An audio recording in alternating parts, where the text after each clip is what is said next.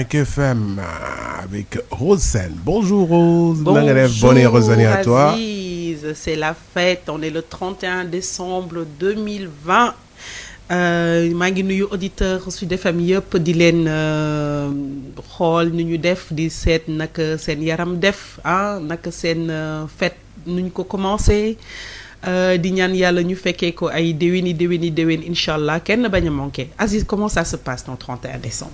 Moi, c'est toujours en famille et je sors un peu de Dakar pour respirer un peu d'air pur, quoi, et ça fait du bien. éviter un peu pollution bi am tout ak véhicules yi tout cela. Ça fait du bien. Au moins bu ma ci amee 2 jours sax c'est formidable, quoi. Et puis c'est un long week-end. Oui, c'est un long week-end en plus. Ouais. Il faut en profiter, quoi. Les gens en profitent. Ouais, moi, je pense que le 24 bi gars yi profité woon. J'aime bien rester avec les enfants, tu vois. Oui. Et je les adore, quoi. C'est toujours mieux en famille. Ah, mais bien sûr. C'est toujours mieux en famille. Oui. Aujourd'hui, c'est vrai, nous ouvrons l'antenne tey dañuy ubbi antenne bi. Pour auditeurs yi. Auditeurs yi ñu permettre leen ku ci nekk nga mën a souhaiter bonne et heureuse année say am di jàmm ak waa Sud FM ñëpp ñoo xam ne bëgg ngeen souhaiter bonne et heureuse année mën ngeen woote ci 88 628 98 wala ngeen woote ci bu la fekkee ne bitim réew ngeen nekk ci 33 841 22 33. ku ñu jëkk dalal nag mooy sama am di jàmm sama frère sama lépp la daal Mahou Sol bi je te présente xaw ma na xamante ngeen Mahou Sol bi c'est un des grands animateurs de Sud FM Sen Radio maintenant qui vit en France et qui est là avec nous. Alors Mahou, je te présente Rose. Mahou naka yi tey dégguma la bu baax de xanaa nga def haut-parleur. Non, pas dégg bu baax dama lay attends. D'accord, ok. Alors, non, Abdoulaye. Voilà yaa ngi may dégg waa léegi maa ngi lay dégg baax a baax. Je te présente Rose Sen qui co-anime avec moi à vous l'antenne. Mahou Sol bi maa ngi lay nuyu. Oui. Attends, Abdoul Aziz. Waaw. Abdoul Aziz, non maa ngi lay dégg bu baax. waaw d'accord, je te xam naa présente. fu ma nekkoon moo amoon. Je te présente Rose, maa ngi lay présenter Rose Sen qui a co-anime avec moi cette émission à vous l'antenne. Adja Rose maa ngi lay ziar bu baax soxna si maa ngi lay ziar bu baax. maa ngi lay delloo ziar Mahou Sol bi naka seen fête foofu ak seeni confinement. waaw fii de xam nga def naa amul sax fête parce que confinement dafa doy waar. le couvre-feu loolu dafa doy waar. mais leen rek laa mën a seede ba pare ma leen di yéen ñëpp di leen ñaanal yàlla. amiin ñaan leen yàlla def taw feex suñu dëkk. amiin yaa rabbi. yàlla def ñu aar suñu njaboot yëpp. amiin yaa rabbi. mais ñun bu ñuy door foofu ci groupe bi ñuy wax Sud Communication mu yàgg lool. Abdoul Aziz lim ci liggéey ci bëri ñu ci liggéey tey te ñoom nekk ñu fa woon ñun ñoo jóg ci bi liggéey ko. te li ngeen def dafa rafet ba pare ngeen am koo xam ni Baye Omar Gueye muy def liggéey bu rafet tamit man du ma tàgg nit dëgg la wax. ñun ñun ñoo ko bokkoon jëm si Babacar Touré mu koy mujj gis fi lañ toog France bureau ci France en mission ñu toog man ak moom ñuy waxtaan. mu ne ma Maxu mu ne ma Sud yéen la yéene Babacar Touré yéene boobu mu amoon ñu bëri jàng fi ay Latif Coulibaly jaar na fi. bind livre boo xam ni toj dëkk bi un opposant au pouvoir l'alternance piégée xam nga tey mu dem ànd ak Macky Sall. loolu c'est pas le sujet. lenn rek moo am. gis nga Sud boo xoolee Abdoulaye Diaga Sylla xoolal suñu mag boobu ñu ko humble l'humilité. Je reviens en fait sur un sujet, c'est-à-dire que c'est vous en fait, le flambeau est là. C'est à nous de porter ce flambeau en fait.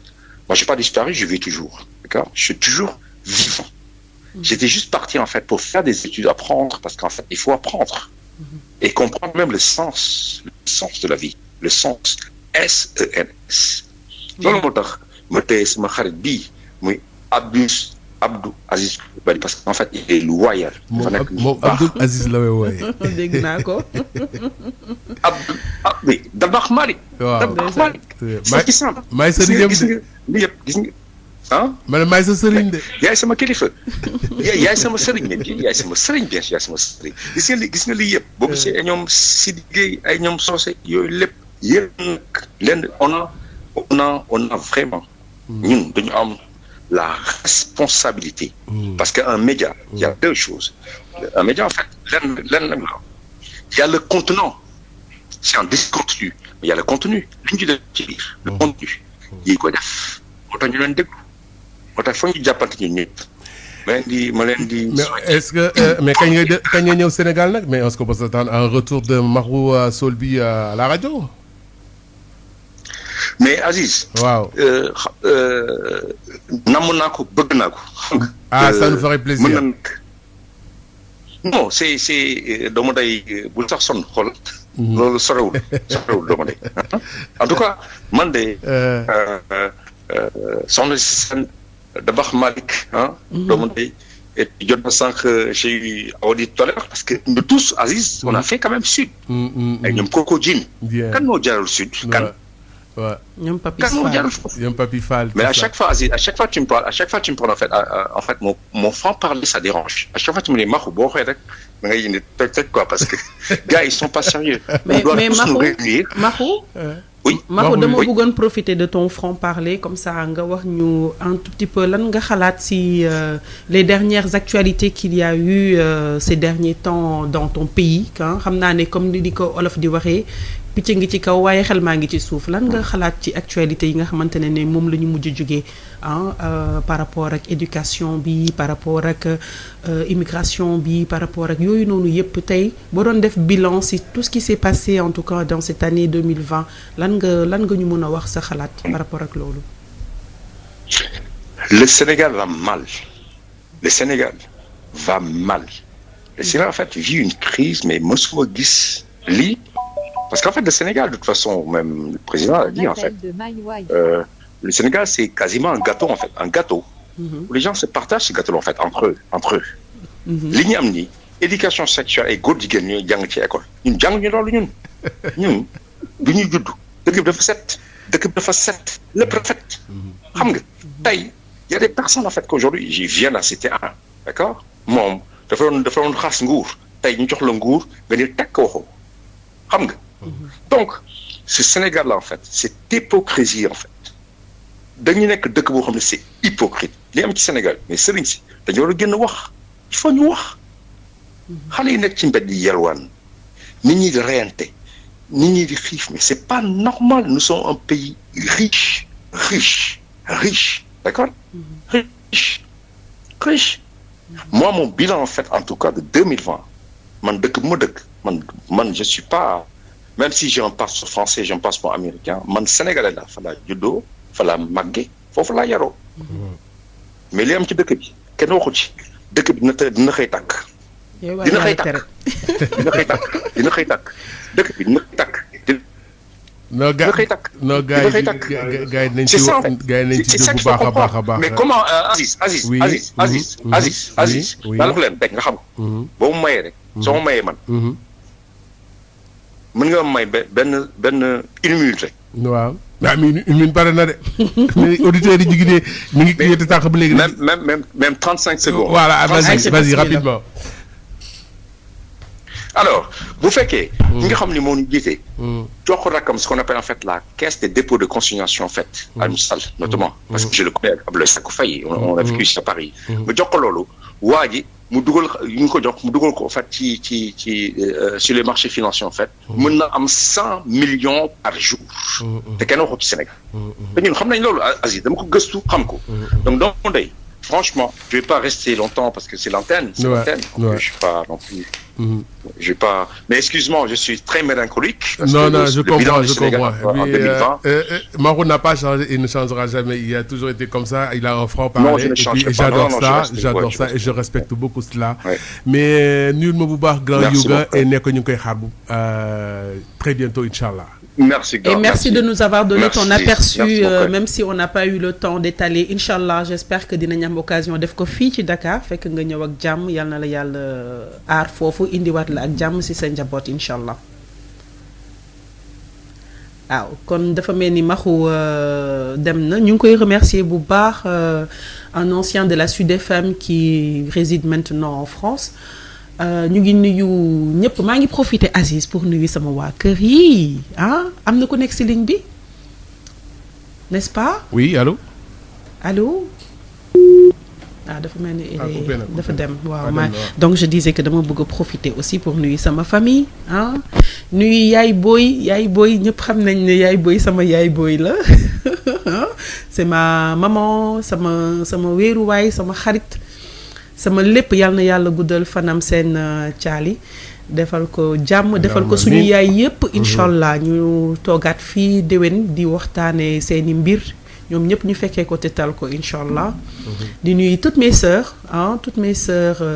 yi nga xamante ne ñoo bokk yaay di nuyu tous mes frères et sœurs yi nga xamante ne mag ñoom ñoo bokk baay ñoom ñëpp machallah yàlla dafa def avant on avait des valeurs yoo xamante ne kenn daawul nangu sax di am doomu baay wala doomu ndey tellement la famille était soudée tellement les valeurs étaient profondes léegi beaucoup de choses changent mais on espère vraiment que yenn valeurs yu bëri mu dellu si waat loolu yëpp dina indi une bonne résolution par rapport ak ñi ñuy jiite par rapport ak ñi nekk ci kilifa aada yi kilifa diine yi et tout ça. mais je pense que nit yi ñoo bëgg a changer rek mais yoo xam ne bon fu ndox daan taa ba léegi foo demee ni ngay waxee. fu ndox daan taa boo demee fekk fa tepp tepp.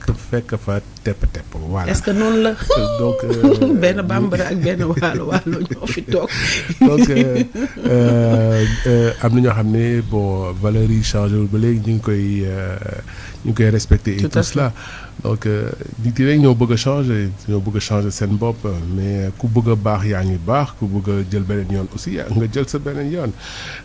Aziz lan mooy sa bilan yow ci 2020. 2020 lu ma ci gis ne moo di comme que yàlla may nañu ñu dund fekkee ko ba ñu ngi ciy waaj a génn. da ciy sant yàlla. loolu rek doy na sant.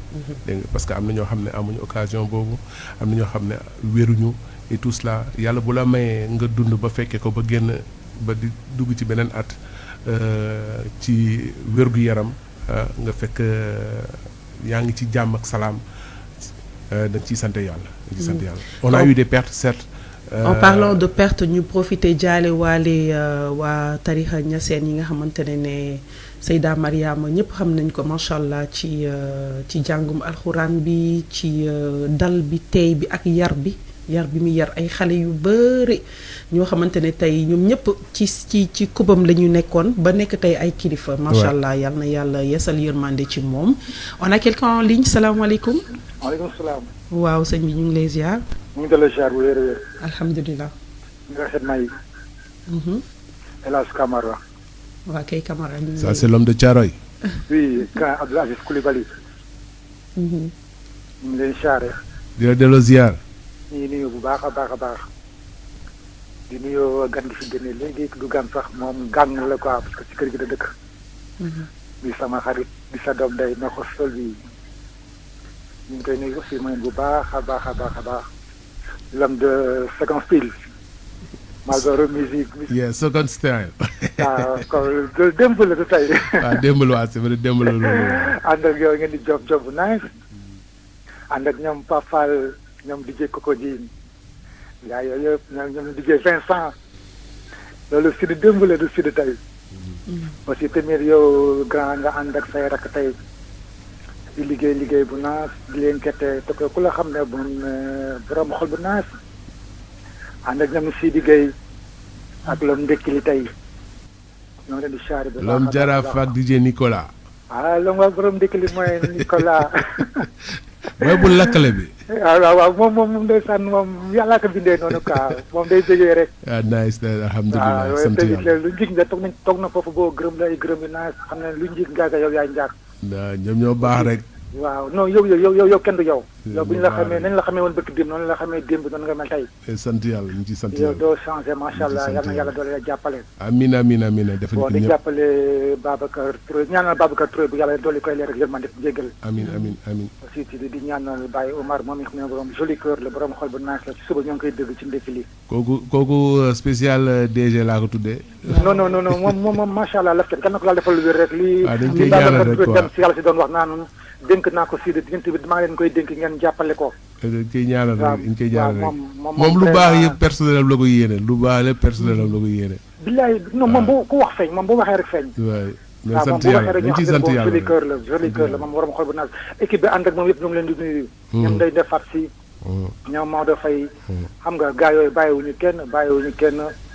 waaw yal na yàlla dafa la jàmm yow sa liggéey nice na di nuyu tamit bon soxna soosu nga toogal. Rose. waaw ñoom Rose Sène ah. Camara ñu ngi lay nuyu di la fay. waaw moom sama yaay la sama bàjjal sama cousine la. macha allah kër Ndiaye yëpp seen lañu sant. macha allah. waaw yal na yàlla dafa la kenn moom liggéey bi ñoo ngi koy déglu lundi bi ak jeudi bi liggéeyam nice na mooy macha allah. merci beaucoup. waaw système Maria moom it ñoo ngi koy dalal bu baax a baax. jërëjëf gis nañu ko taay mu wutu Sidi Gueye ci musique démb. dëgg la. mais grand yow luñ jig njàgg yaay njàgg. jërëjëf ndax da ngaa xam Sidi démb xam Sidi tey. dëgg la te bu ëllëgee itam yaa Sidi lay doon. incha allah rabbi. waaw yal na yàlla fala képp ñoom ñu xaar ay surprise yu naan si. amiin incha allah te Sidi lépp lu mu am dañ ko. lu gën waaw yu gën a neex moo ci topp incha allah. waaw amiin yàlla bu yaakaar parce que yàlla bu yaakaar yaakaar ko. amiin. waaw en tout cas di nuyu tamit samay oustaz préféré Mbacke Sylla oustaz Alioune Sall waaw imam Mbaye bon ñëpp daal bàyyiwuñu kenn. mais imam est-ce que mi ngi ci suuf bu fekkee mi ngi ci suuf mi ngi may dégg mën na yéeg ñëw waxtaan ak ñun tamit imam. waaw parce que mi ngi woon fii léegi mais xamatuma ndax dem na ou pas. ndaxte gars yi ñu ngi xewlu ci suuf c'est la fête gars yi ñu ngi feetu ci suuf ñu ngi ci kaw di liggéey gars yaa ngi xewlu bu baax a baax di feetu ci suuf feet bi moom gars yi tàmbale nañ ko fii ci Sud FM moom. macha allah xam nga rajo bi dafa am ay affaire ci nekk xam te ne fi nga ñu naan dafa mën a diine dafa mën a jamono. dëgg la. waaw parce que da ngay xool ne mooy rajo bi nga xam te moo fi njëkk a def 18 safar. dëgg la. di koy animé yu naas bon ren cat dugg ci ndax bon corona bi moo tax dëwruñu ko. dëgg la mais rajo naan dañ leen di roy mais kenn du niróo ak yéen. dëgg la.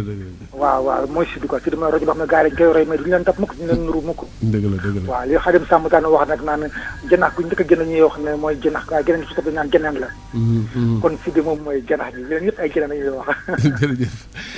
merci El Hadj à bientôt incha allah. merci beaucoup.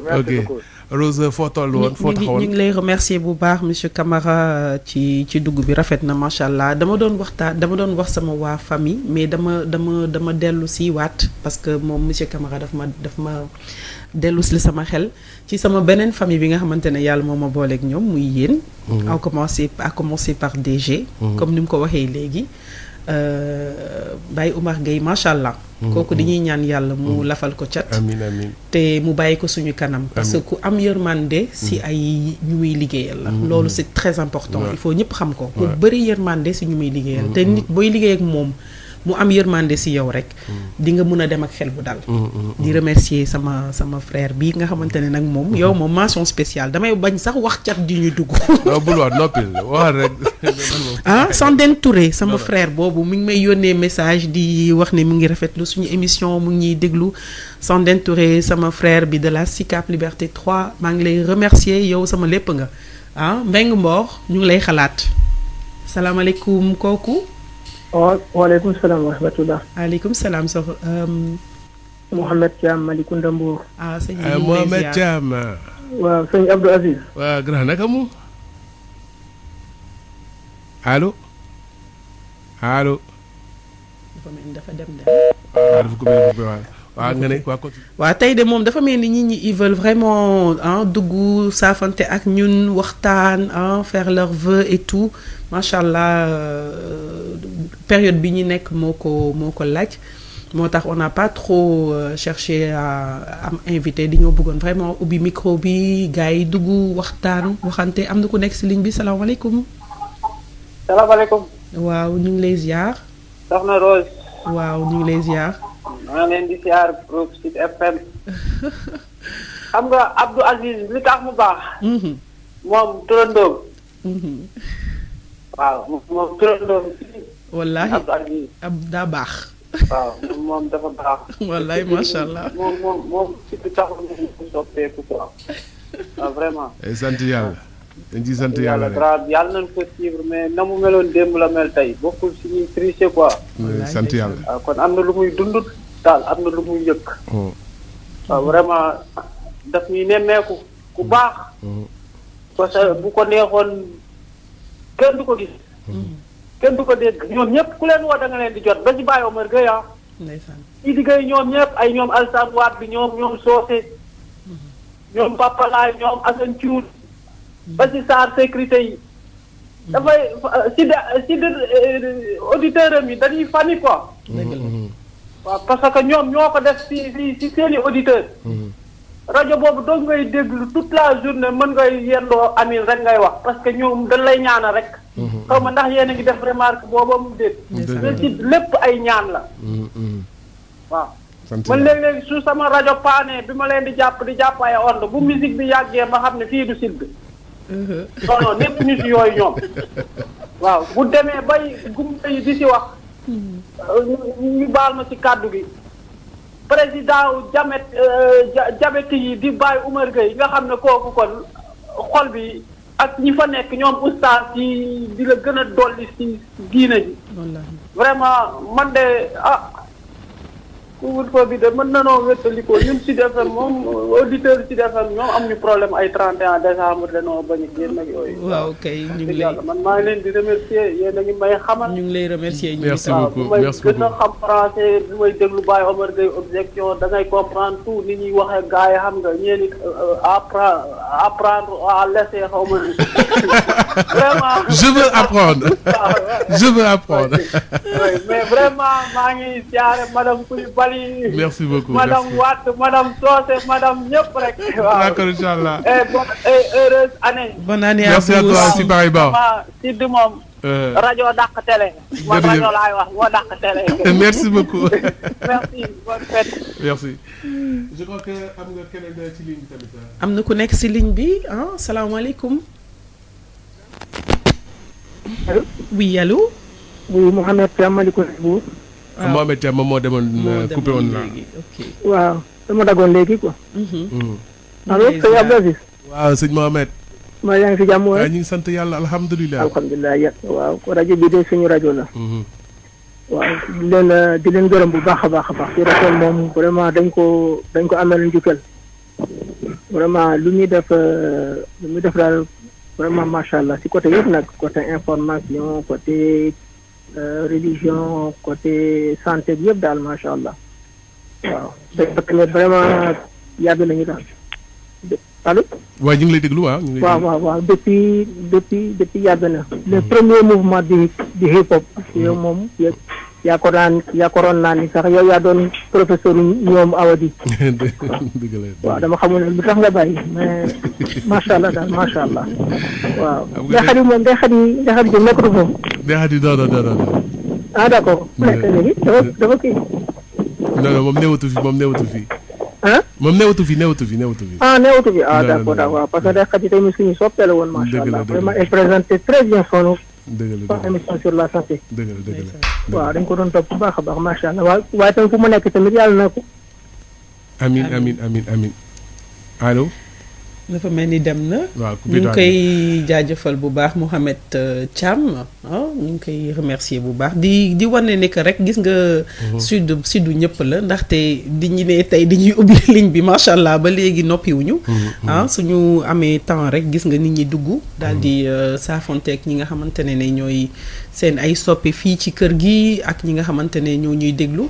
donc Aziz di remercier toujours rek ñi nga xamante ne ñooy ànd ak ñun di def un coucou à mon tonton Fodé Sène nee na ma chaque lundi ak jeudi damay toog di la déglu donc comme xam naa ne mu ngi toog di ma déglu dinaa ko def un coucou Aziz di ko nuyu di sant yàlla bu baax a baax di rappeler auditeurs yi rek numéro bi 88 628 98 98 wala bu fekkee ne bitim réew ngeen di woote mu ngeen woote ci 33 841 22 33 maa ngi nuyu nag tonton Ada dégguma la te il faut ma dégg la yow. tonton Ada mi ngi woote te sànq ba tey mu ngi woote. ay non yow la woo mais woowul ci rajo ci rajo bi. waaw Aziz lan nga xalaat si def benn plateau avec tous les anciens de Sud. Ouais, mais c'est vrai que ce serait très intéressant. Ça serait bien, ça. Ouais, ça on va le programmer pour 2021 Inch'Allah. Parce que am na ay surprise am na ay affaires yu ñuy. am na surprise moom yoo xam ne pour ci 2021 bi Inch'Allah nañ ko teg comme ni ñu ko defoon daaw rek annoncé ko ci pour 2020 bi. am na ci ay jéego yu ñu dox 2021 aussi tamit dañuy ñëwaat ak yeneen i feem parce que xam nga fii ku wax feeñ. ku wax feeñ moom. Bonjour, je suis Maria Robez, animatrice à Sud FM Sen Radio. Je voudrais souhaiter une excellente année, une bonne et heureuse année à tous les auditeurs de Sud FM Sen Radio. Bonne année à vous, bonne année 2021. Que cette année soit remplie de bonnes choses, de bonheur, de santé. Beaucoup d'argent, mais surtout une très bonne santé pour tout le monde. Bonne et heureuse année à tous les Sénégalais. Bonne et heureuse année à vous, chers auditeurs de Sud FM Sen Radio. Et on ne cessera jamais de vous dire merci. Sud FM. Chers auditeurs de Sud FM Sen Radio, c'est Aziz Koulibaly, animateur à Sud FM, qui vous parle et qui vous souhaite une bonne et heureuse année 2021 et que 2021 soit votre meilleure année. Bonjour, c'est Alioune Badara Socé, technicien à Sud FM. Je voudrais dire bonne et heureuse année à toute l'équipe de Sud FM Sen Radio. Bonne année à tous nos auditeurs, bonne année à tous nos annonceurs. Merci de la confiance, le meilleur reste à venir. Sud FM. Bonjour, bonsoir, je suis Aïssatou Gueiba, journaliste à Sen Radio. Je voulais vous souhaiter une très bonne année 2021, tous mes vœux de bonheur. Fogule mio Birama Ndiaye refu ye yetin xanan meke me refna na radio le Sud FM xedana nun o xid jam o xidule na gara naranga farij yasam tarax o xidule ke sutoxna leya nune rek mbanatid Sud FM. Bon dia, boa tarde, bonioti. Nji Odile Minkilan, journaliste ci Sud FM. Nji ayitan ndikangtini na an ko ushubalu halowi 2021 da bi ke ndikank nyahana shibati a tienun ushubalu halo nya doko jo koy numi kakawa pumak uyoku umbinchu saku winun wi na shibati tankun uya upanchu mundu busi Sud FM. mbokk yi asalaamaaleykum wa rahmatullahi taala wa barakaatuhu man la Oustaz Maodo Faye fii ci rajo Sud FM ñu ngi leen di sant bu baax a baax mbokk yi di leen gërëm bu baax a baax itam wax dëgg yàlla ci ànd ngeen ànd ak ñun ci at bi yëpp ci xabaar yeeg xew-xew yu am ci rajo Sud FM bi 98.5 ñu ngi leen di ñaanal atum jàmm atum 2021 mi yàlla naat yàlla na leen yàlla defal jàmm wasalaamualeykum. asalaamualeykum wa rahmatullahi wa barakaatu. ixwaani wa axawaati الأعزاء وكل عام وأنتم بخير نهنئكم ونتمنى لكم أن تكون هذه السنة الجديدة 2021 سنة خير ورقاء وبركة وسعادة عام جديد وأنتم السعداء إن شاء الله. Sud FM. Dernier jour de l'an, Sud FM Sen Radio vous offre un plateau d'analystes et d'experts. Enjeux et perspectives 2021, tour d'horizon 2020 et cap sur 2021. Omar Gueye reçoit le journaliste, analyste politique Momar Diong, Fatou Sawsar, sociologue, Moustapha Diakhaté, Amath Soumaré, expert en intelligence économique, président de Cannes Executive Education, Centre africain de la nouvelle économique. Dernière soirée 2020 sur Sud FM Sen Radio, la radio des grands événements.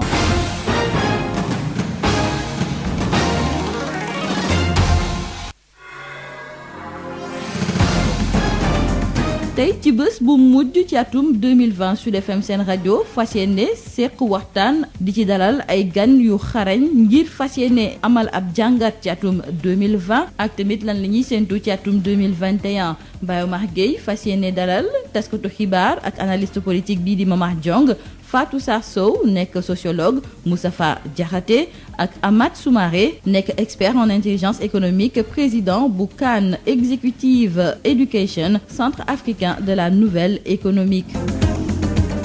tey kon bu leen wuute waxtaan bu am solo boobu nga xam ne dinañu ko amal fii ci biir rajo Sud FM nekk débat bu mujj gi ñu fas yéene amal ci atum 2020 du feneen fii la ci rajo Sud FM.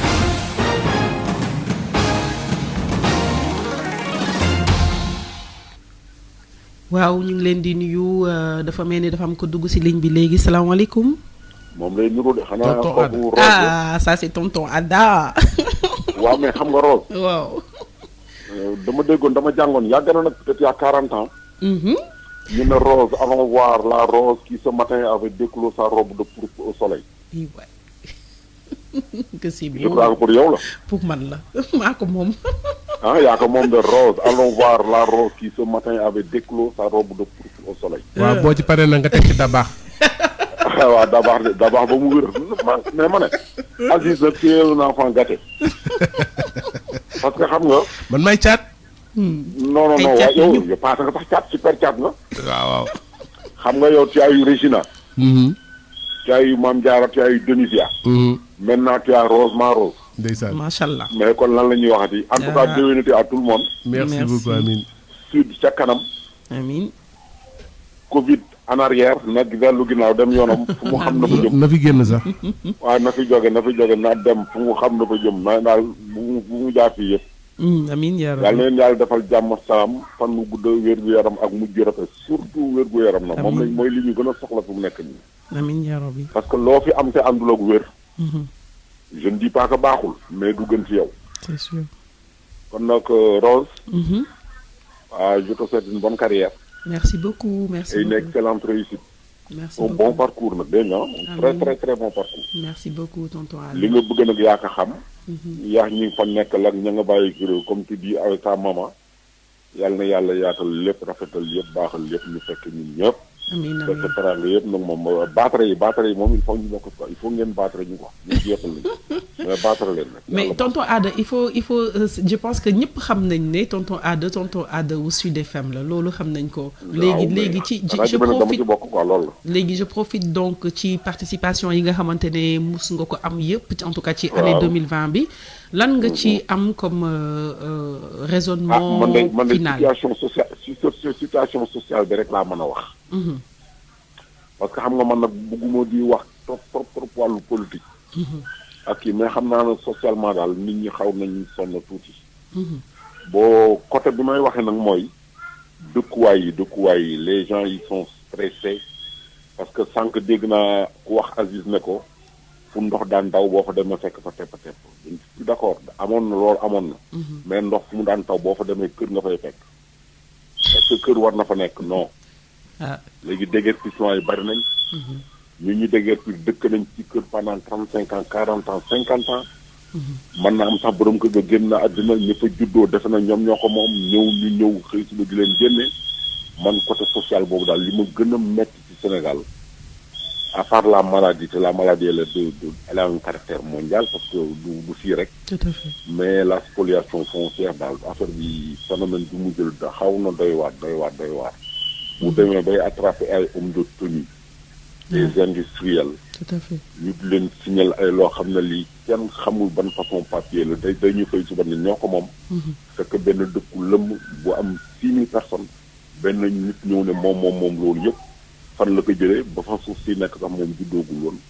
vraiment ça pose problème man problème social daal problème habitat mooy sama problème au Sénégal mais du ay yeneen kii ñuy wax ni ay politique ak décret bi génn nag ce sera une ville ak ce sera un département.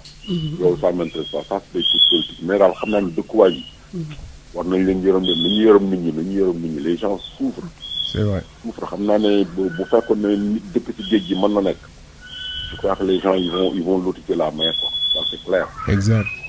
kon daal maa ngi jéggalu nag ci intervention bu fekkee am non ñun ñoo ko sabablu. mais maa ngi ciy jéggalu quand même boo ko sababloo su ma waxee. dina am ni mu touché. mais c'est un cri de cœur ça me fait mal. dëgg la.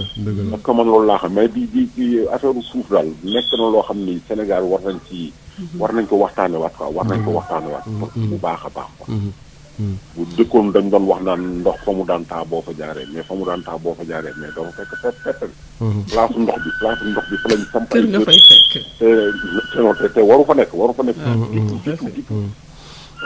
mais ci côté éducation bi nag ci côté éducation bi li ñuy mbëbët fu mu nekk ni en ce moment doy na waar daal yal nañu yàlla defal sutura amiin et merci à tous et bonne année 2021. Merci tonton. Merci. À très bientôt, Inch'Allah. Tonton Ada, l'homme de Rufisque, l'homme de Sen Box, l'homme de Sud FM Sen Radio. Xam nga Aziz, c'est intéressant d'avoir des personnes comme ça yu lay accompagner parce que non seulement seen intervention dafa pertinent mais en plus de ça dafa pertinente plutôt mais en plus de ça tey comme par exemple li muy wax nii loo xamante ne la ku ci nekk rek mun nga ci gis sa bopp par rapport ak le problème de la spoliation des de foncière voilà donc gis nañ keroog Guy Marius Sagna di ci wax mu nekk loo xamante ne mu ngi bokk ci ay combat moom tamit ñu ngi koy nuyuwaale di ko ziyaaraale ci suñu invité yi la bokkoon en 2020 di wax rek ne que en espérant toujours que ne dina am ñoo xamante ne ñu ngi ci état bi di ñuy déglu di bàyyi xel ci les problématiques yi nga xamante ne ñu ngi koy poser parce que lépp lu ñu fi waxtaanee rek loo xamante ne na lu concerné directement à la population la te kii di population gis ne suñu yaay yi wala suñu nijaay yi wala suñu rakk yi wala suñu doom yi wala whatever ñoom ñëpp la concerné population bi ñëpp ci lañu en parlant de xale yi mu ngi koy wax léegi t'imagines un peu man maa ngi gis fan yële ñu ngi wax affaire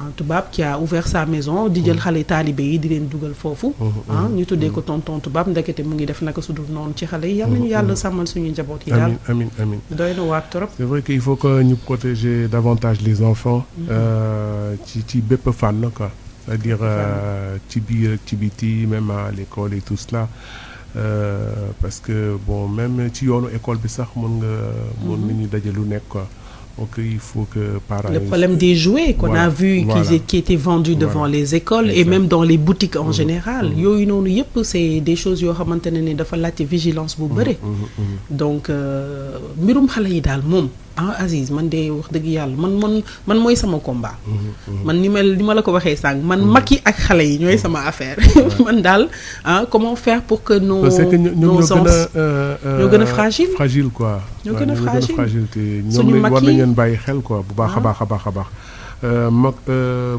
avant mu doon mag doonoon xale doon kilifa doonoon père ou mère de famille yoroon na leen donc du ñu dem ba benn âge bu ñu jéem a roy ci tubaab bi parce que tubaab bi ñoom bon à un certain âge dañ lay presque abandonné quoi ba pare bàyyi la parce que bon ñu ngi seen yóbbu la ci ay maison de retraite voilà donc c'est ça quoi donc yooyu yëpp foog na war nañ ci bàyyi xel bu baax Aziz di ñaan yàlla rek mu sàmmal ñu ñi nga xamante ne ñooy suñuy waajur ñi fi des ñi nga xamante ne jóge nañ fi yàlla xaare leen aljana di profiter ci tey nag dafa spécial aussi pour man parce que sama benn oncle di sama xarit di sama lépp mu tudd di artiste bu mag bu ñëpp xam mu tudd Bouna Medoune Seye di ku sore ci man ñi ma xam ñëpp xam nañ ne Bouna Medoune Seye ku sore la ci man yàlla def le 27 décembre 2017 la génnoon àdduna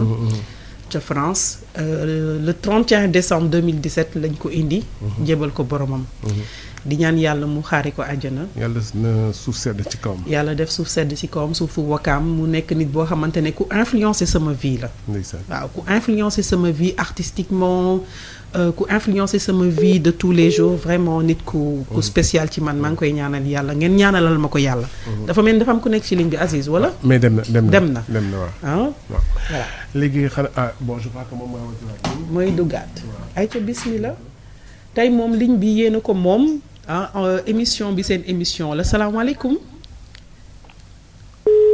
dafa dem demaat na encore donc ñu jàll ci publicité bi après ñu jël si waat ay ca bismillah. Ceci n'est pas un examen médical. Ça c'est fort. Tout de suite, la pub sur Sud. Ah, j'ai un poste pour vous. sama réew Sénégal am na tolof-tolof bii nga xamee ne ñun ñëpp la yitteel sama maam dafa silmaxa te xamuñu lu ko waral tonton Moussa liggéeyatul ndax ay tànkam yu néewi ci sama daara samay xarit dañuy gaaw a sonn mu tere leen jàng man xawma lu tax lii yépp di am waaye ki may jàngal nee na ay feebar yu ñu ñàkkaloon solo ñoo ko waral MTN xam ngeen ne lu toll ni 10 millions ak ñaar ci ay sénégalais jote nañu ak MTN yi waaye suñu xel mën na dal ndax ministère yi saytu wérgu yaramu askan wi ak jàng mi ñu ngi liggéey ngir xeex MTN yi ci sama gox samay dëkkandoo ñooy jàpp ci séddale garab yi suñu jàngalekat yi duñu ko jox ci daara yi ci luñ dul fay dara war nañu jàpp ci jël garab yi ndax ñun ñëpp la yitteel bu dee bëgg nga bokk ci ñiy faagaagal MTN yi def leen ni man jël leen garab yi ñuy séddale bu kenn sàggan ñëpp.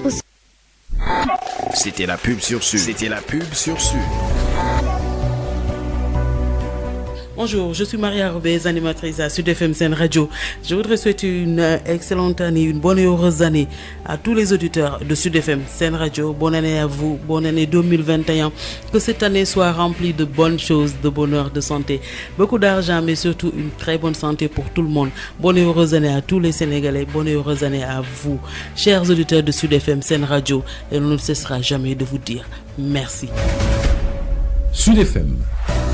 Chers auditeurs de Sud FM Sen Radio, c'est Aziz Koulibaly, animateur à Sud FM, qui vous parle et qui vous souhaite une bonne et heureuse année 2021 et que 2021 soit votre meilleure année.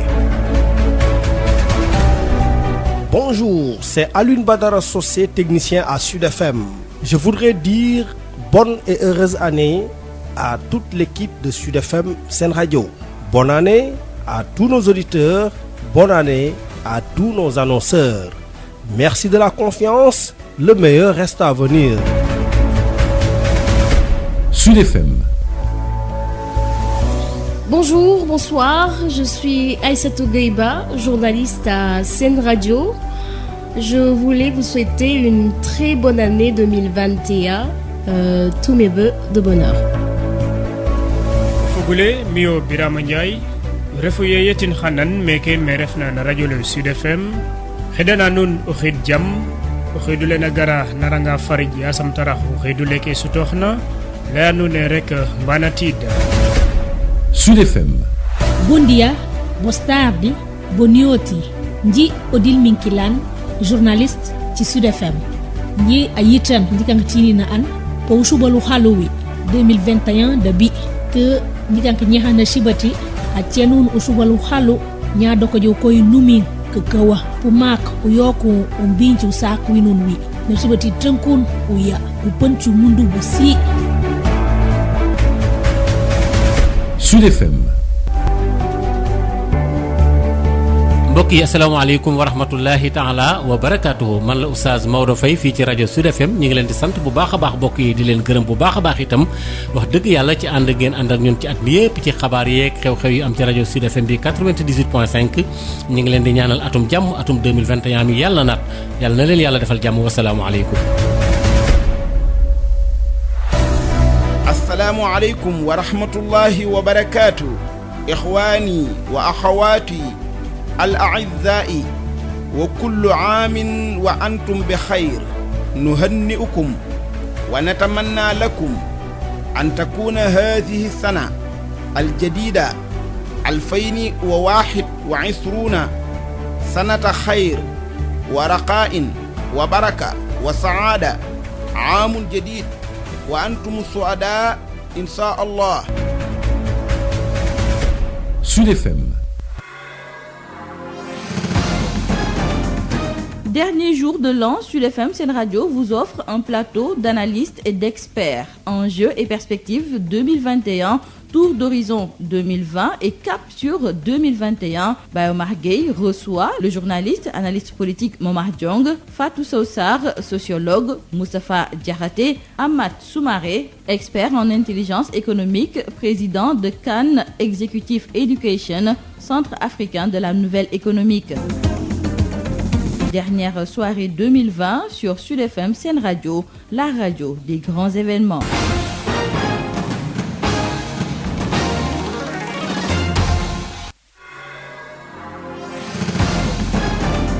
tey ci bés bu mujj ci atum 2020 Sud FM seen rajo fas yéene seq waxtaan di ci dalal ay gan yu xarañ ngir fas yéene amal ab jàngat ci atum 2020 ak tamit lan la ñuy séentu ci atum 2021 Baye Omar Gueye fas yéene dalal taskatu xibaar ak analyste politique bii di Mamar Diong Fatou Sarr Sow nekk sociologue Moustapha Diakhaté ak Amath Soumaré nekk expert en intelligence économique président bu CAN Executive Education Centre africain de la nouvelle économique. tey kon bu leen wuute waxtaan bu am solo boobu nga xam ne dinañu ko amal fii ci biir rajo Sud FM nekk débat bu mujj gi ñu fas yéene amal ci atum 2020 du feneen fii la ci rajo Sud FM.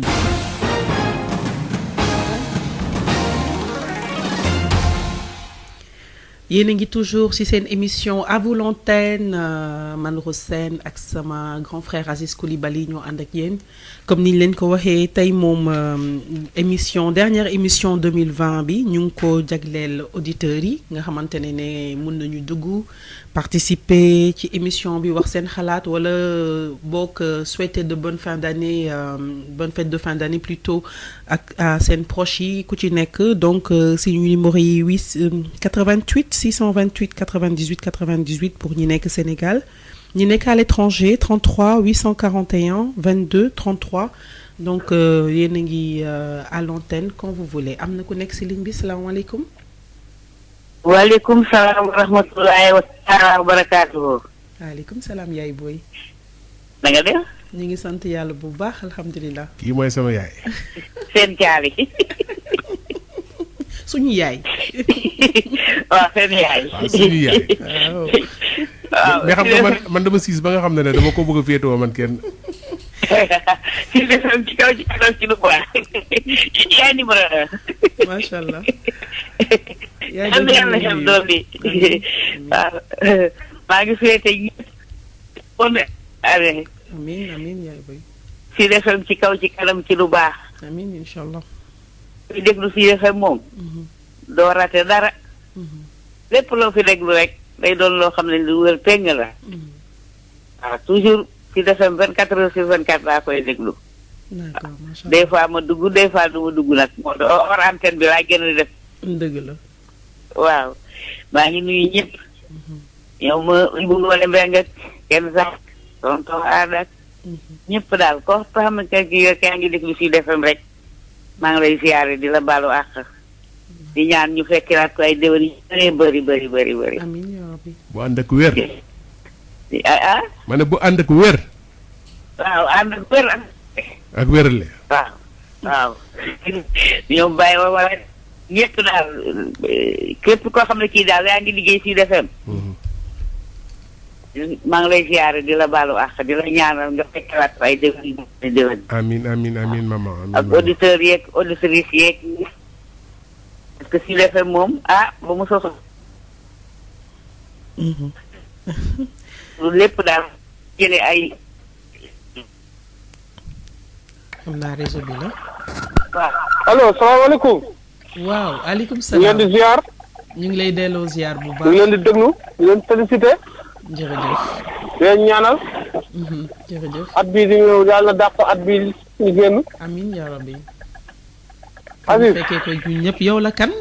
man la Djidiack Touré. Djidiack. waaw Djidiack Touré. waaw naka maa nekk ci tali bi moo tax. yaa ngi ci tali bi naka. bébé mais kontaan naa ci yéen de. naka bébé Awa ak sëñ Babacar. ñu ngi leen di ñaanal yàlla at bii di ñëw yàlla na dàq at bi yëpp. amiin. yàlla yokk télé bi. amiin. mu nekk gan bu bees ci 2021 bi. amiin. ci kaw rek di leen félicité. amiin jërëjëf waay jërëjëf Djidiack. merci beaucoup. merci Djidiack Touré waaw Rose. suñu yaay ji xam naa appel bi dafa dagg donc Djidiack dugg ñu ngi koy gërëm moom itam di ko ñaanal yàlla lim ñu ñaanal yépp yàlla nañ ci jiitu moom itam muy wér muy fekkeek tal incha allah di remercier aussi Djidiack Touré mi dugg léegi dafa am ku nekk ci ligne bi. non waaw réseau bi moo doon daw. réseau bi doon daw moo tax ku dagg noonu. wallaay ndeysaan wallaay. waaw Sud FM daal moom bég naa ci moom lool. kontaan nañu trop yaay. mooy sama rajo. képp kuy déglu auditeur auditrice su ma limee damay dese. waaw ñoom ñëpp maa leen di siyaare. ok waaw jërëjëf yaay booy. ñu ngi lay jërëjëf yal na yàlla xeeb dolli. amiin yaa rabbi waaw yéen ñëpp ñu bokk ko ñun ñëpp ñu bokk ko ñun ñëpp. merci maman. yal na yàlla xeeb dolli. alhamdulilah jërëjëf alhamdulilah. waaw ñu jël keneen allo. asalaamaaleykum. maaleykum salaam. Abdoul Aziz Coulibaly. waaw Sarr maanaa na nga def. ñoo ngi sant yàlla bu baax. naka yi tey. maa ngi nuyu kooku nga dendal foofu sama séeréer boobu. Rose Sène. moom lu mu sant. Sène. Sène. waaw moom kay waroon na sant Ngurbaan rek mu gën a gaaw. ak maa ko bëgg. Ngurbaan non booboo dak. ak maa ko bëgg. xam naa loolu. Ngurbaan rek laa bëgg nag. mais maa ngi leen di gërëm di leen sant. ñu ngi lay delloo ziar ñu ni ñoo ngi leen di ñaanal at mi ñuy jub si. yal na doon atum jàmm. amiin atum xéewal ak naataange. amiin yaa rabbi. yàlla yokk rajo bi ba ngeen yëg ko. amiin amiin. en tant que président des auditeurs maa ngi ñaanal képp koo xam ne ni auditeur yu Sud FM nga. atum jàmm atum xéewal atum naataange. amiin yaa rabbi. di ko commencé nag ci Baye Omar Gueye ki nga xam ne mooy suñu directeur général. di ko ñaanal yàlla lépp lu mu naal ci rajo bi ak yéeneem yal na ko yàlla àggaleel. waa rajo bi góor ak jigéen mag ak ndaw ñëpp ñu ngi leen di nuyu di leen ziar di leen ñaanal yàlla xéewal ak sutura ak teraanga. te feebar bi nga xam ne seen la sant yal na fi jóg ak jàmm. Aziz. fii la wax ji mën a yem. corona seen la sant on nañ la. xanaa mooy sa kal. waaw moom xam nga man Haalpulaar laa te séeréer yi ñoom samay jaam lañu mooy loolu. man de am na ku ma jàngal nee na ma kuy xëccoo teeg man nguur naa ko jox lépp.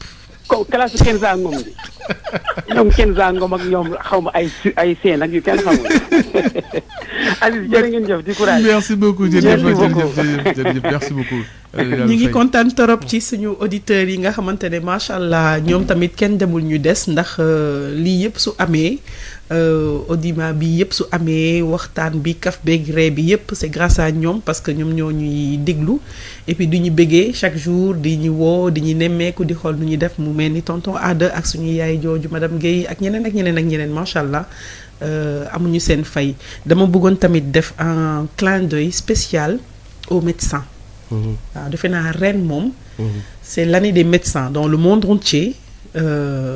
Médecins yi ñafe nañu xeex nañu ils ont été au premier front ñoom ñoo jiitu ci lépp mbas mi nga xamante ne mu ngi nekk suñu biir nekk métit ci ñëpp ci monde entier bi yëpp ñoom ñoo ci taxaw vraiment def ci liggéey boo xamante ne am na solo trop ñenn ñi mënatuñu dem seen kër yi ñenn ñi mënatuñu am une vie sociale parce que tout simplement ñu ngi ragal sax contaminé ñi nga xamante ne ñoom ñoo nekk seeni ay proches donc vraiment mention spéciale aux médecins. donc damay demander taximan yi bu ñëpp ñoo xam ne ñu ngi déglu seen Sud FM fu mu nekk nii taximan yi yëpp même particulier sax da ngeen di jël seen klaxon yi ngeen toog di klaxonner rek pendant 2 minutes comme ça ñëpp xam ne dégg nañ leen que ñëpp xam nañ ne te yaa ngeen di jaajëfal médecins yi yaa ngi leen di encourager médecins yi mun a xam ne yaa ngi encourager donc mun ngeen klaxonner pendant 2 minutes c'est permis même policier bu nekk si kanam nga ne ko non Sud FM moo ne dañu klaxonner pendant 2 minutes pour médecins yi ok guys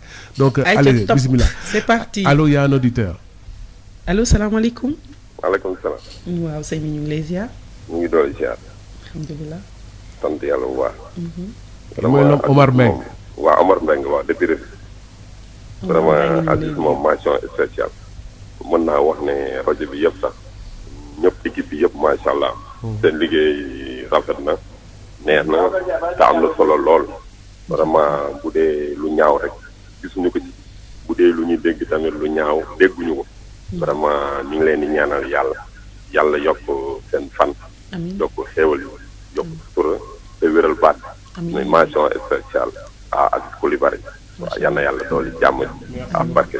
merci beaucoup jaajëf.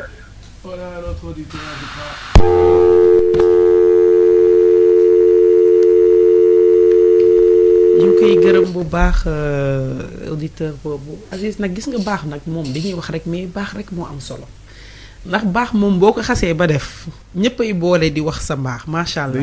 man daal je suis très fier de mon grand frère. dañuy jéem rek man daal je suis très fier de mon grand frère d'être en face de lui mu may jàngal di ma xamal macha allah allo ku nekk ci ligne bi ñu ngi lay ziar di nuyu. allo. waaw salaamaaleykum. waaw maaleykum salaam. waaw. Aziz. waaw ku baax kooku. waaw Père Mamadou Diop la AIBD. Père Mamadou Diop da nga def. ñu leen di nuyu di leen siyaar di leen ñaanal jàmm.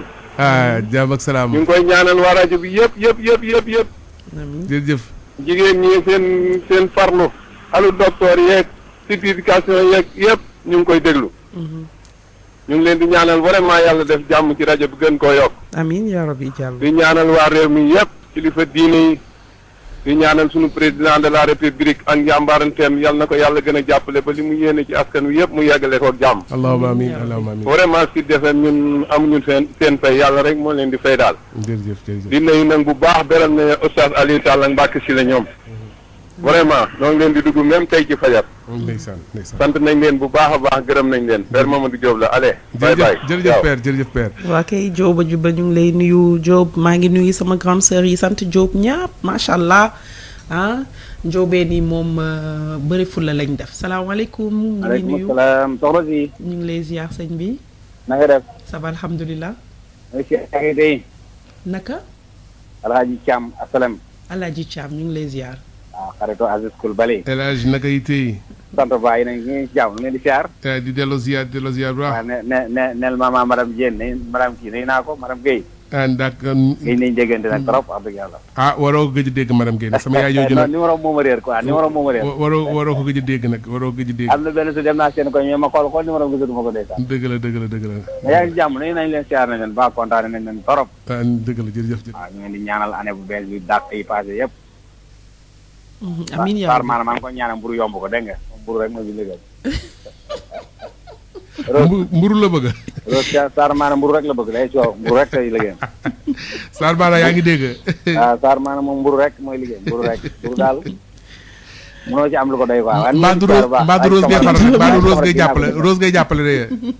yow Rose ngay jàppale fu mu dee Rose ngay jàppale saare ni mburu mooy seen kii mburu rek seen yite. mburu daal ak cere daal lañ bëgg. fayee ni cere lañ bëgg.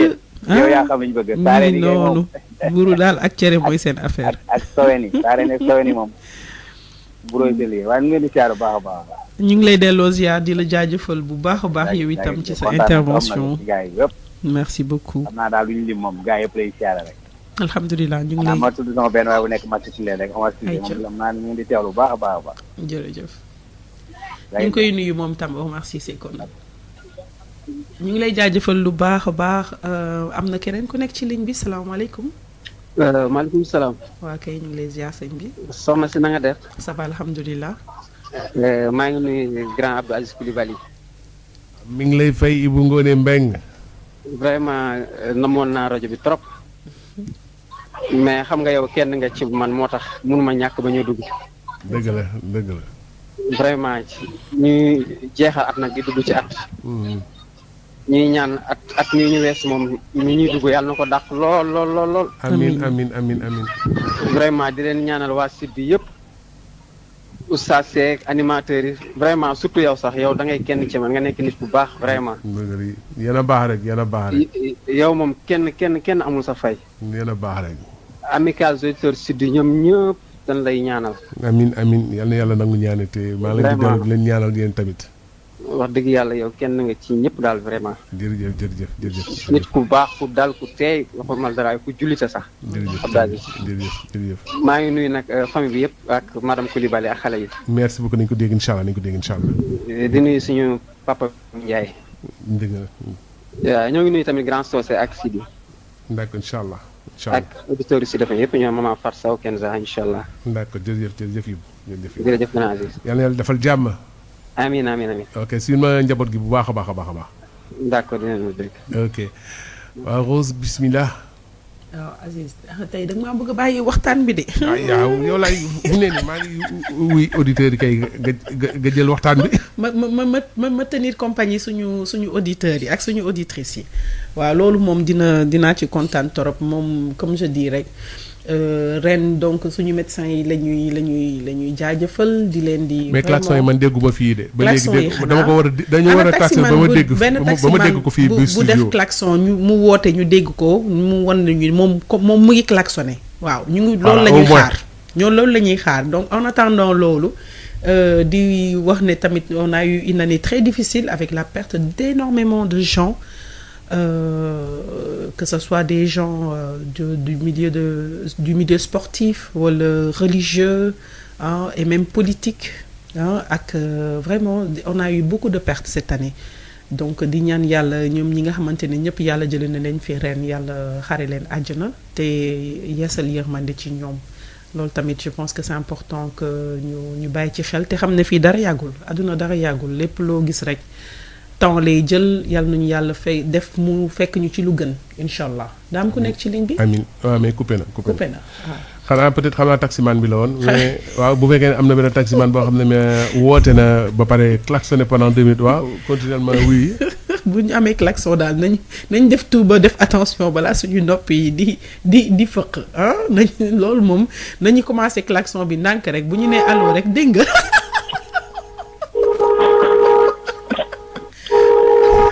dégg nga. dégg naa ko. man la Djidak Touré. yow Djidak Touré. jox naa sama participation.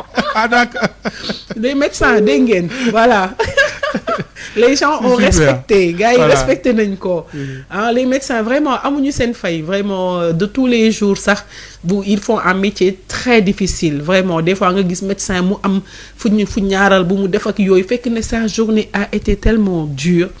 des fois da nga leen di comprendre mais c'est vrai que des fois aussi mu am ñu bëri ñoo xamante ne seen yërmande day des seen farlu day des wax dëgg yàlla diñ koy wax rek nag loolu moo fi am ñun ñëpp xam nañ ci dara ku ci ne mus nga jànkuwanteeg hey man de tey samay olof.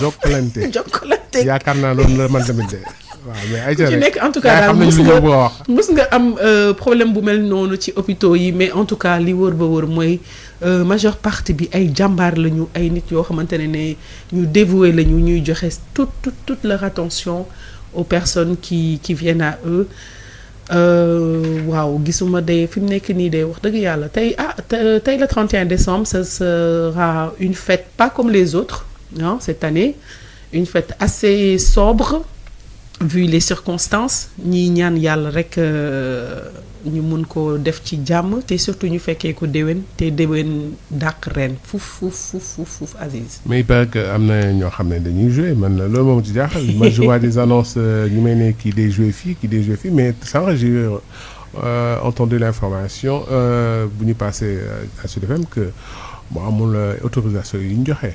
Aziz c'est une bonne chose. waaw dëggantaan nañ bàyyi gars yi kii biggi tuuti tey le 31 décembre le dernier jour de l'année une année aussi difficile mais affaire yaa ngi jëm kanam mu ngi gën a yokk man loolu moom ci gën a inquiété quoi ñu ngi gën a yokk c'est inquiétant quoi.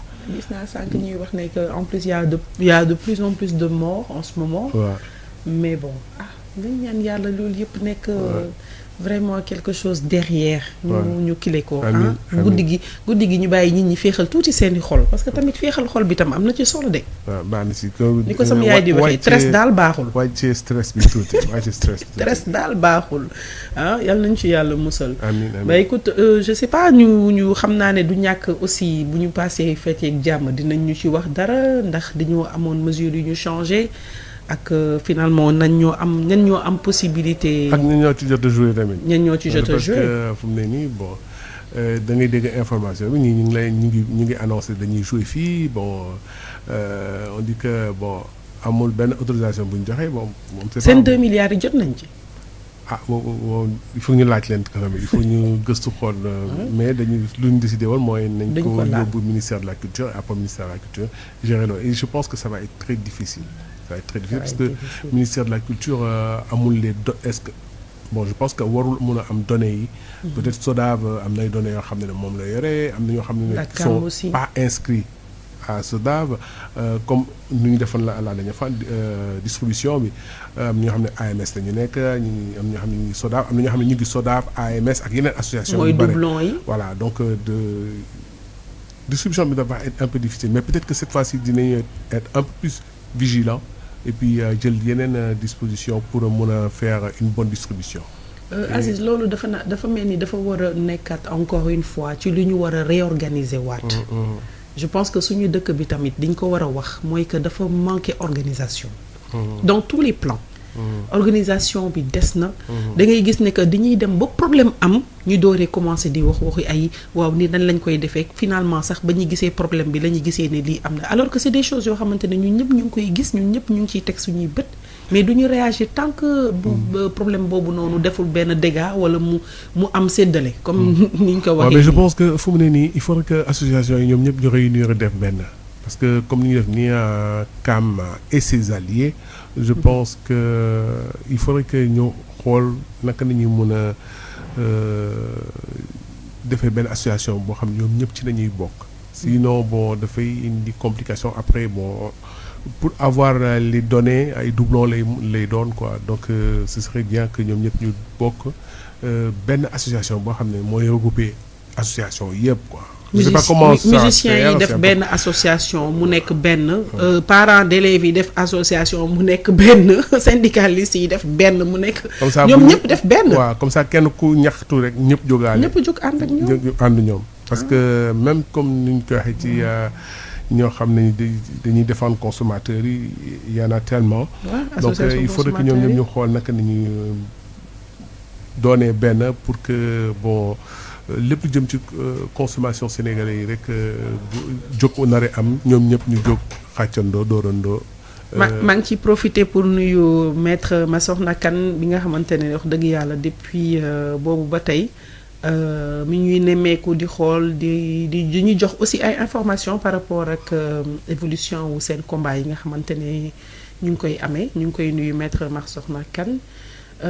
Effectivement il faut vraiment que lépp loo xamante ne luy jëmale kanam la ñu defar ko ba nga xamante ne day am naka lañ koy waxee day am structure bu wóor day taxaw mu bañ a am ay defee nañ ko nii ñii gis ci seen bopp ñii gisuñu ci seen bopp vraiment loolu je pense que c'est quelque chose boo xamante ne tamit war nañ ci gën a taxawaat gën a am naka la pas-pas ci côté boobu noonu Sénégal ba benn côté tamit dafa xaw a manqué pas-pas waaw dafay dañuy commencer dara diñ ciy taxaw mais duñ ci def li ci war yëpp pour que du am faay te mbir moom boo buggee mu dox il faut nga teg lépp loo xamante ne règle la te nit ñi respecté ko tamit démb maa ngi lay wax sànq gare Bon Maraîcher ba ma fa demee fa laa yendu démb mais désordre bi fa nekk c'est extraordinaire c'est des choses yoo xamante ne war nañ ko seetaat war nañ teg ay pôle mbalit foofu ba nga xamante ne nit ñi bàyyi di lekk di sànni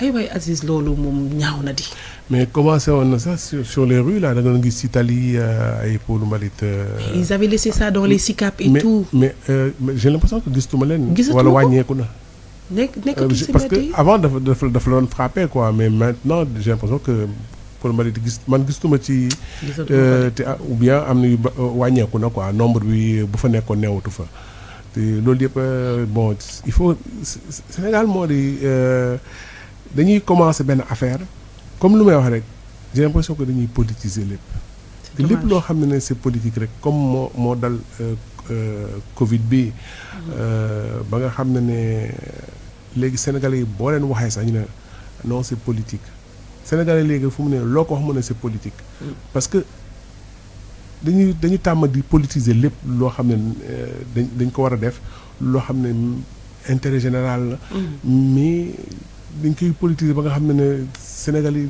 yi non ils sont fatigués nag sincèrement avec la politique en tout cas li ñu war a politiser dëggantaan mooy ñu xoolaat assainissement yi xoolaat yooyu moom la ñu waroon vraiment ci seeni politique di ko mettre di teg ay émission yoo xamante ne yëfu civisme la ci aar wax ak nit ñi ci sànni ci mbedd yeeg yu demee noonu c'est des choses yoo xamante ne tout le temps lañ ko war di def li ñu war a politiser loolu la comme nu ma ko waxee ak Amélie la dernière fois bu ñu ko invité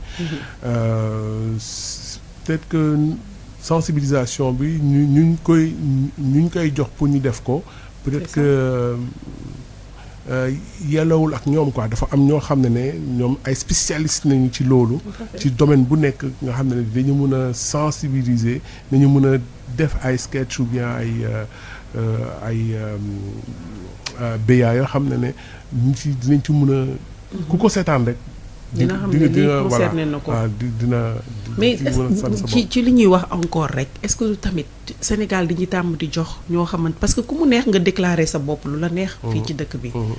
ñiy statuer seen bopp réellement am ay këyit yoo xamante ne yow wóor na ne lii ngay def nii lii mooy sa liggéey. wala lii wala boog même bu fekkee ne tamit amuloo këyit ci loolu nga am reconnaissance bi ci war parce que l'expérience aussi fait partie de expérience mu ngi mel ni këyit ci nit. mais expérience boobu fii ñëpp xamante nañu ñëpp xamante nañu ñëpp xam nañu ne par exemple boo buggee dégg information bu wóor bu leer. xam nga fay dem loolu moom wóor na. donc gars yi xam nañu. tout le monde le dit loolu moom xam nañ ko mais dañuy tàmm daal en tout cas ku nekk li nga yelloo loolu nga.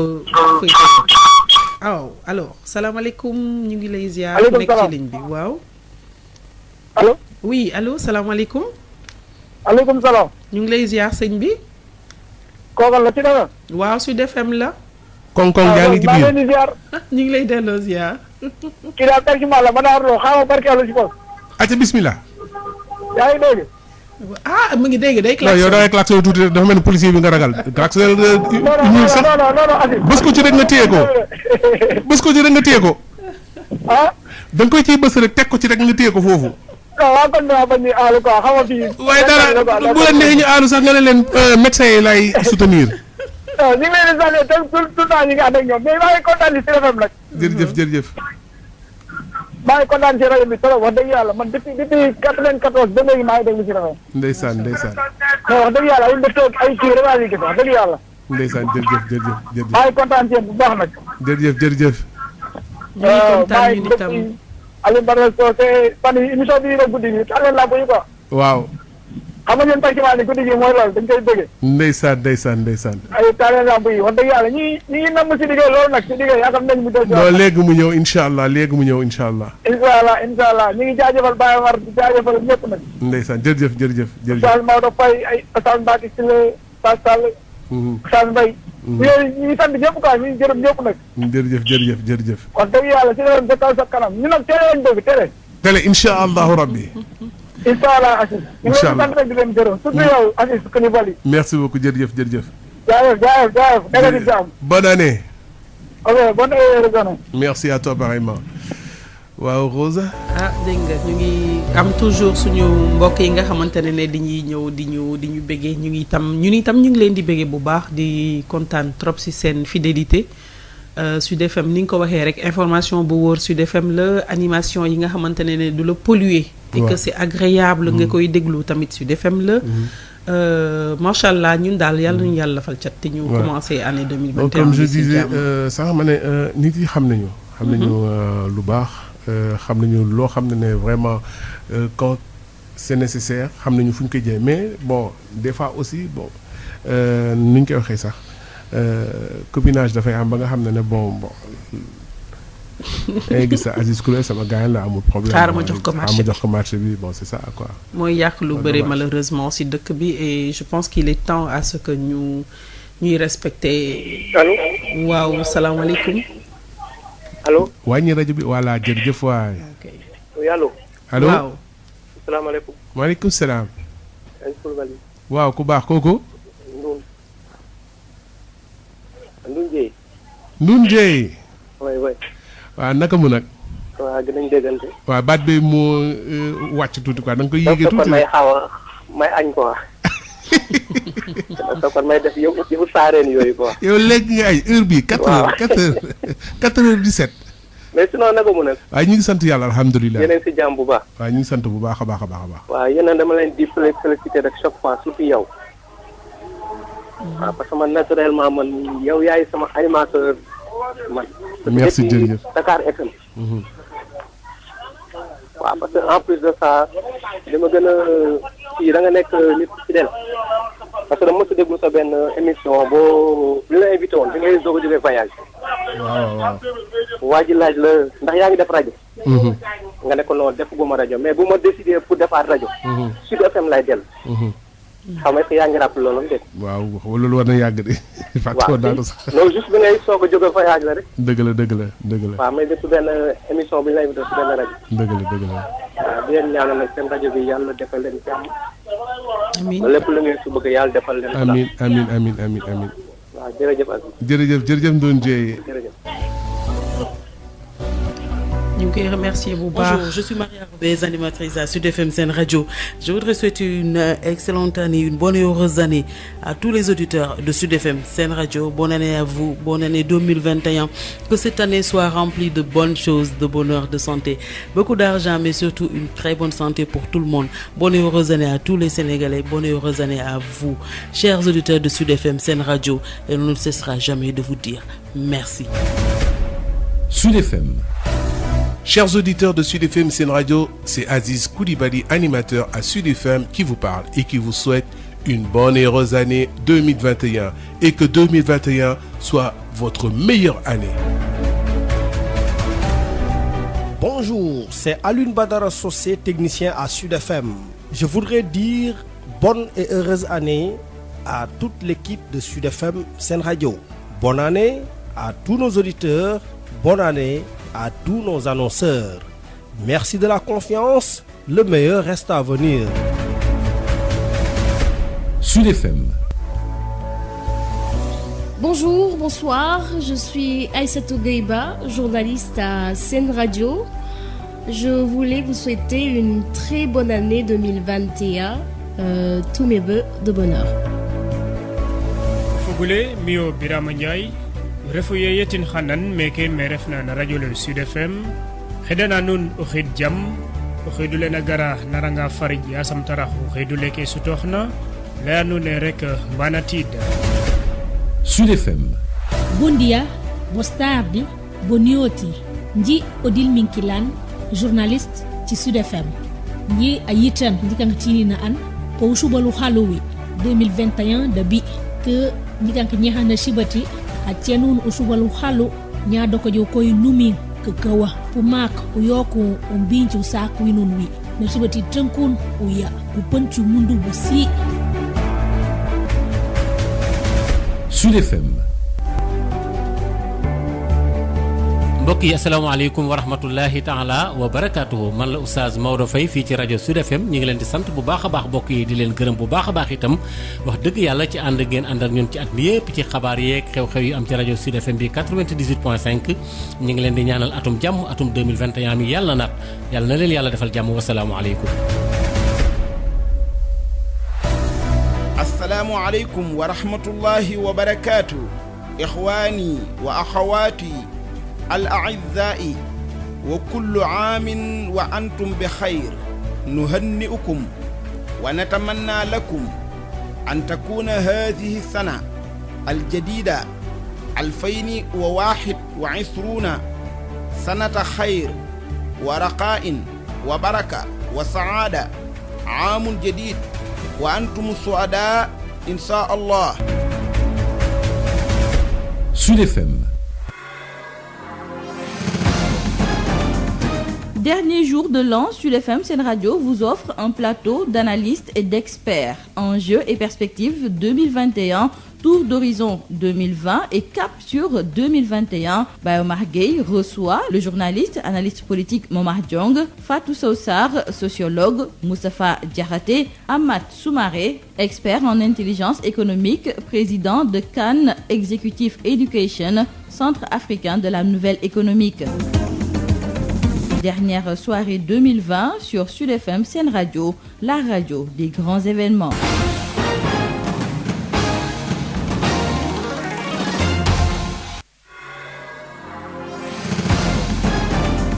tey ci bés bu mujj ci atum 2020 Sud FM Sen Radio fas yéene seq waxtaan di ci dalal ay gan yu xarañ ngir fas yéene amal ab jàngat ci atum 2020 ak tamit lan la ñuy séntu ci atum 2021 Baye Omar Gueye fas yéene dalal taskatu xibaar ak analyste politique bii di Momar Diong Fatou Sarr Sow nekk sociologue, Moustapha Diakhaté ak Ahmad Soumaré nekk expert en intelligence économique, président bu Cannes Executive Education, Centre africain de la nouvelle économique.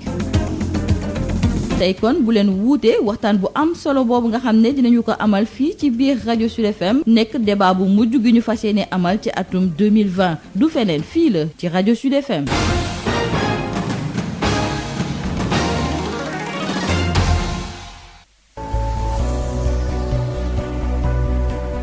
Bonjour, je suis Maria Robez, animatrice à Sud FM Sen Radio. Je voudrais souhaiter une excellente année, une bonne et heureuse année à tous les auditeurs de Sud FM Sen Radio. Bonne année à vous, bonne année 2021. Que cette année soit remplie de bonnes choses, de bonheur, de santé, beaucoup d'argent, mais surtout une très bonne santé pour tout le monde. Bonne et heureuse année à tous les Sénégalais, bonne et heureuse année à vous, chers auditeurs de Sud FM Sen Radio. Et on ne cessera jamais de vous dire merci. Sud FM. Chers auditeurs de Sud FM Sen Radio, c'est Aziz Koulibaly, animateur à Sud FM, qui vous parle et qui vous souhaite une bonne et heureuse année 2021 et que 2021 soit votre meilleure année. Bonjour, c'est Alioune Badara Socé, technicien à Sud FM. Je voudrais dire bonne et heureuse année à toute l'équipe de Sud FM Sen Radio. Bonne année à tous nos auditeurs, bonne année à tous nos annonceurs. Merci de la confiance, le meilleur reste à venir.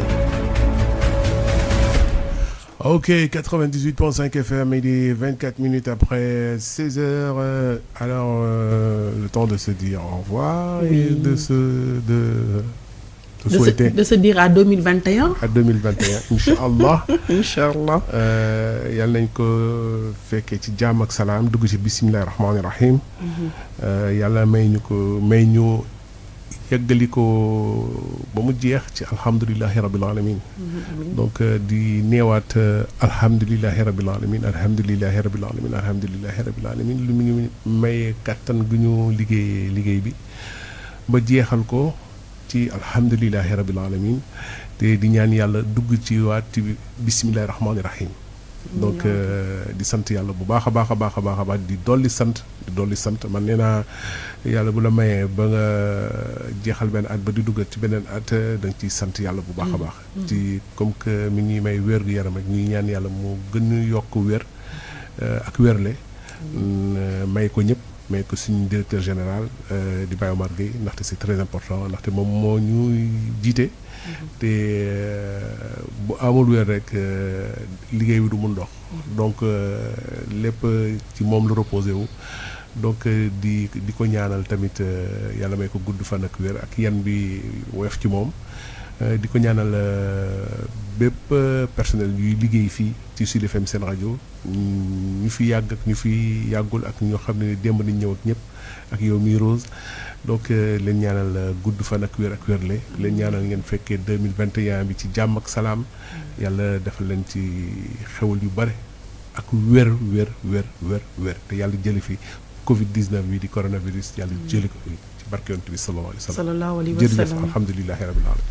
Comme ni nga daanalee lay commencé Aziz di sant yàlla suñu borom moom mi ñu may fekkee ak tal di sant borom kër gi nga xamante ne moom moo ñu may aussi opportunité ñu mën a wax ak askan bi di ñaan yàlla comme tu dis mu may ñu fekkee ko déwén yu bëre ñu may ñu tal ko di souhaiter une bonne fin d'année à le personnel de Sud FM ñi nga xamante ne ñu ngi fiy liggéey ñëpp macha allah ki nekk ci porte bi ba ci ki nekk ci kaw macha allah muy suñu directeur général Baye Omar Gueye di kontaan trop si opportunité bi nga xamante ne ni may nañ ma ko en tout cas man pour commencer sama carrière ci kër gi nga xamante ne référence la ci information Sénégal ñëpp xam nañ ne Sud FM booy wut lu wóor rek. fii nga koy amee macha allah muy référence Aziz di la remercier yow itam parce que lépp yow la macha allah bu dul woon yow xëy na leneen la ñuy wax donc maa ngi lay remercier bu baax di remercier nag auditeurs yi nga xamante ne ñoom ñooy aussi noyau wu suñuy ay émission auditeur bu amul rajo du am donc képp koo xamante ne auditeur Sud FM nga maa ngi lay nuyu di la ziar di la ñaanal yàlla gudd fan ak wér gu yaram di ñaan yàlla defal ñu jàmm ci suñu réew defal ñu ko ci àdduna bi dindi ñu feebar bi nga xamante ne mu ngi ci suñu biir dindi ko ba mu set 2021 bi nekk une année boo xamante ne naataange lay nekk jàmm ak salaam lay nekk xéewal lay nekk ci ñëpp di baalu àq képp koo xamante ne yaa ngi ñuy déglu teg am nga xëy na dégg nga benn yoon lu la neexul ci man nga xam ne rek njuumte la ak ndorteel la waaw di ñaan yàlla mu gën ñu defaral suñuy mbir 2021, c'est dans quelques heures. Vous êtes toujours en compagnie de la Sud FM. Ñu ngi leen di ñaanal une très belle fête de fin d'année. À vous, l'antenne revient lundi, Inch'Allah.